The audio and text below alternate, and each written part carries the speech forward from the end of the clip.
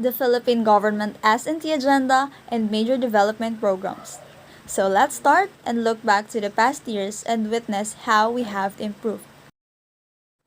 The need to develop a country's science and technology has generally been recognized as one of the imperatives of socioeconomic progress in the contemporary world. This has become a widespread concern of governments, especially since the post-World War II years. Among third world countries, an essential dimension of this concern is the problem of dependence on science and technology, as this is closely tied up with the integrity of their political sovereignty and economic self reliance. One of the main jobs of science and technology is to help people with the improvement of their lives. The main reason why science and technology plays a fundamental role in the people. Aside from it, S&T adds up with the development and progress not just for the citizens but the whole nation as well.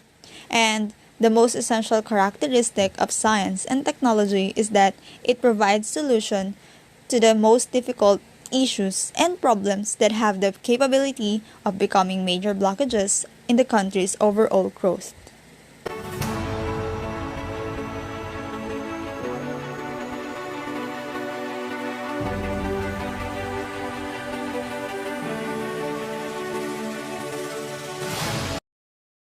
The Department of Science and Technology has priority to research and development, invention, innovation, their utilization, science and technology education, training, and services. It shall support indigenous, appropriate, and self-reliant scientific and technological capabilities and their application to the country's productive systems and national life. The DOST is also charged to furnish central direction, leadership, and coordination of scientific and technological actions to guarantee that the results are being geared and utilized in the benefits for the people. Science and technology is not only being addressed in today's time. The origin and root cause of it has been traced way back past the centuries where they've seen the need of it for our betterment. Let's look back to the DOST through the years. In 1958, the Congress passed a law establishing the National Science Development Board (NSDB) upon the recommendation of Dr. Franco Tui, who was tasked to survey the state of the Philippines ST during the administration of President Carlos P. Garcia. In 1982, NSDB revamped as the National Science and Technology Authority (NSTA) and accorded broader policy making and the program implementing functions, and this happened on Ferdinand E. Marcos' era. And in 1987, the NSTA had the chance to be elevated into a cabinet level, and there it became the DOST in response to the increasing demands for S&T intervention in national development. So to further understand the DOST's job, here are the 17 agencies attached to it. Let's discuss. We'll start with the sectoral planning councils. First is the Philippine Council for Industry, Energy, and Emerging Technology Research and Development, or the PCEERD. Next is the Philippine Council for Health Research and Development, PCHRD. The Philippine Council for Agriculture, Aquatic, and Natural Resources Research and Development, PCAARRD. Next are the S&T Service Institutes, Technology Application and Promotion Institute, TAPI.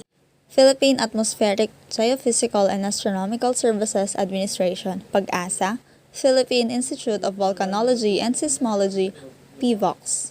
Philippine Science High School System, PSHS, Science and Technology Information Institute of the Department of Science and Technology, STII. If there are S&T Service Institutes, there are also R&D Institutes. Food and Nutrition Research Institute, FNRI, Philippine Textile Research Institute, PTRI, Philippine Nuclear Research Institute, PNRI, Metals Industry Research and Development Center, MIRDC, Forest Products Research and Development Institute, FPRDI. Advanced Science and Technology Institute, ASTI, Industrial Technology Development Institute, ITDI. And there are two advisory bodies, the National Academy of Science and Technology, NAST, National Research Council of the Philippines, NRCP. A lot of people have contributed to science and technology from pre-Spanish era, Spanish era, and American period, where the main focus back then was inclined towards agriculture, food, forestry, and medicine. I, Emilio Quirino, Corazon Cojuangco Aquino, Gloria Macapagal Arroyo, Manuel Luis Quezon, Fidel Valdez Ramos, Benigno Aquino III, Joseph Ejercito Estrada, having been elected and proclaimed President of the Philippines, hereby solemnly swear that I will faithfully and conscientiously fulfill my duty. as President of the Philippines,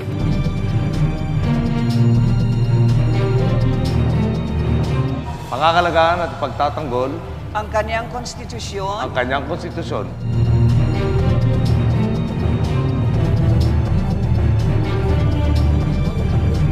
patutupad ang mga batas nito, magiging makatarungan sa bawat tao, magiging makatarungan sa bawat tao,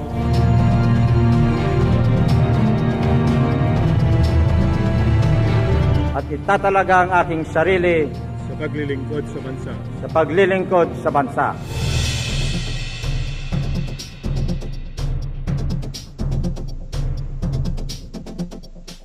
kasihan nawa ako ng Diyos. so help me God. Kasihan nawa ko ng Diyos. kasiyahan nawa ko ng Diyos. so help me God. Then here comes the Marcos era. Ferdinand E. Marcos is already the 10th president of the Philippines, yet he was the first one who gave importance to science and technology. During his presidency in the late 1970s, the importance of science and technology in the Philippines grew, and in the amended 1973 Philippine Constitution, Article 15, Section 9, he declared that the state shall promote scientific research and invention. The advancement of science and technology shall have priority in the national development. He was the president for 20 years during his term, and he enacted a lot of laws promoting science and technology. Still in the Marcos administration, Philippines had more S&T professionals. Research and development goal of being newly industrialized country has been part of the S&T framework, Magna Carta for S&T professionals, Intellectual Property Code, inventors, inventions, and incentives. Different sectors was also made and introduced, such as the Philippine Council for Agricultural Research, the PAG-ASA, Philippine National Oil Company, National Academy for S&T, Philippine Science High School Expansion, Philippine Atomic Energy Commission, and other science-founded agencies. In his second State of the Nation address, he declared that science was necessary for the development programs and directed the DepEd to revitalize the science courses in public high schools. In his third State of the Nation address, he recognized that technology was the leading factor in economic development and channeled additional funds to support projects in applied science education. In his fourth State of the Nation address, he gave a big part of the war damage fund to private universities to encourage them to create courses in science and technology and to research. In his fifth State of the Nation address, he emphasized the upgrading of science curricula and teaching equipment is crucial to the science development program. That's why he added the Philippine Coconut Research Institute, or the PCRI, to modernize the coconut industry. In his seventh State of the Nation address, he spoke about his major development projects in reforming sectors of education. Such projects included research and development schools, technical institutes, science education centers, agricultural colleges, and vocational high schools. Now we'll move forward to Corazon Aquino administration. In 1986, during her presidency, the National Science and Technology Authority was replaced by the Department of Science and Technology, giving S&T a representation in the cabinet. During Corazon Aquino's State of the Nation address in 1990, she said that science and technology development should be one of the government's top 3 priorities for an economic recovery. Science for the Masses, Free Public Secondary Education Act. Still in her administration, on August 8, 1988, Corazon Aquino created the Presidential Task Force for Science and Technology, which came up with the first Science and Technology Master Plan, or STMP. The goal of STMP was for the Philippines to achieve newly industrialized country status by the year 2000. Republic Act 6655, or the Free Public School Secondary Education Act of 1988, opened doors to free education up to the secondary level implemented in the education system. Together with this was the Science for the Masses program, which aimed at scientific and technological literacy among Filipinos. The Science and Technology Master Plan was formulated which aimed at modernization of the production sector, upgrading research activities and development of infrastructure for science and technological purposes. A research and development plan was also formulated to examine and determine which areas of research needed attention and must be given priority. Still on her administration, on April 28, 1992, President Corazon C. Aquino signed Republic Act Number 7459 titled An Act Providing Incentives to Filipino Inventors and Expanding the Functions of the Technology Application and Promotion Institute, appropriating funds, therefore, for other purposes. Also known as the Inventors and Invention Incentives Act of the Philippines, codified the country's recognition of the important contribution of the Filipino investors and the technologies they developed. At the present, the Senate Bill No. 682, which was filed on July 9, 2013, introduced by the Senator Loren V. Legarda, calls for the recreation of the Philippine Investors Commission, established as provided by the RA. The Senate bill aims to strengthen the mechanisms for providing the much-needed support of the country's inventors. Specifically, the bill will provide technical, financial, legal marketing assistance to Filipino investors and their invention. This has a similarity with the Republic Act No. 7459 or the Inventors and Invention Incentives Act of the Philippines. The next president is Fidel V. Ramos, and in his term, the development and improvement in the Philippines of science and technology are very noticeable. Since we had more S&T professionals, the research and development goal of being a newly industrialized country through the S&T framework, the Magna Carta for S&T professionals, also the Intellectual Property Code Inventors and Inventions Incentives. In 1993, Science and Technology Agenda for National Development stand was established. Fidel V. Ramos believes that science and technology was one of the means wherein the Philippines could attain the status of new industrialized country. During his term, he was able to establish programs that were significant to the field of S&T. One of this is the Balik Scientist Program. It was established pursuant to the Presidential Decree No. 819 dated October 24, 1975 for a period of 5 years and was extended up to October 1986. The Balik Scientist Program was also elaborated and furtherly explained on the Executive Order 130 signed 1993. Still on his administration, Section 2, Chapter 1, Title 18, Book 4 of the Administrative Code of 1987 mandates the Department of Science and Technology to formulate and implement policies, plans, programs, and projects for the development of science and technology and for the promotion of scientific and technological activities for both the public and private sectors that ensures the results of scientific and technological activities are properly applied and utilized to accelerate economic and social development. At 1998, the Philippines was estimated to have around 3,000 competent scientists and engineers. Adding to the increase of scientists would be the result of the two newly built Philippine Science High Schools in Visayas and Mindanao, which promotes further development of young kids through advanced S&T curriculum. Next is the Estrada administration. He was only a president for a short period of time, yet he has still made developments in his administration, such as the publication of Republic Act 8749, or commonly known as the Philippine Clean Air Act of 1999, Electronic Commerce Act of 2000, Cost-Effective Irrigation Technologies, Healthcare, Basic Nutrition, and Education.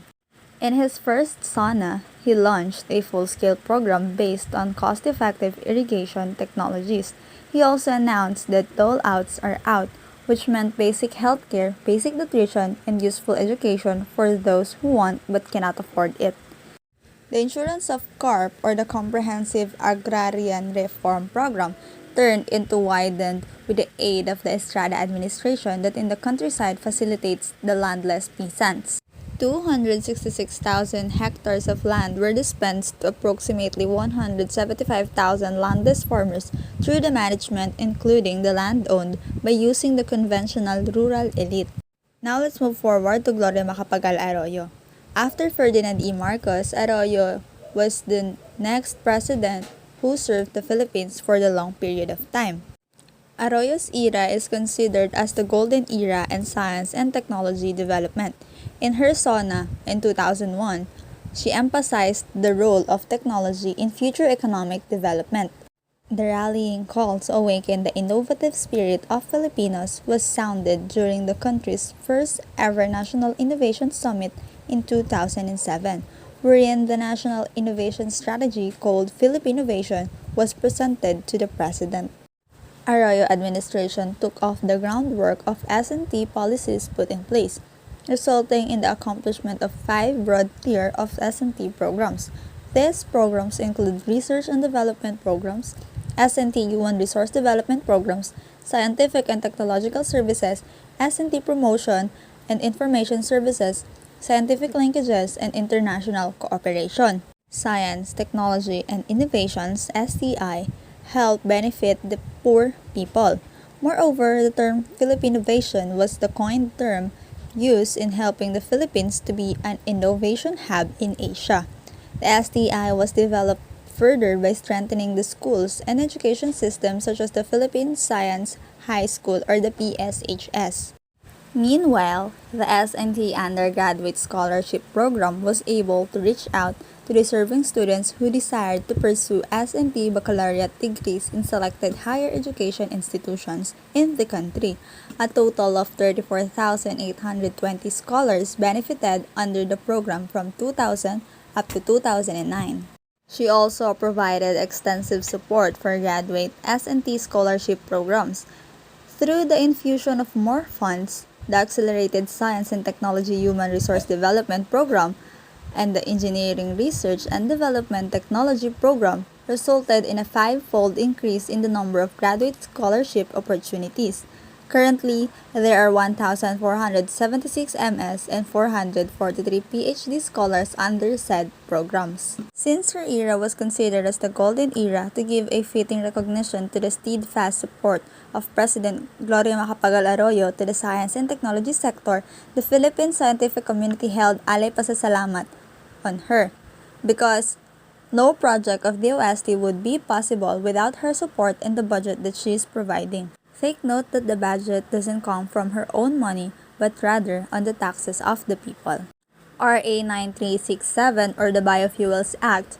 This act promotes the development and usage of biofuels throughout the country.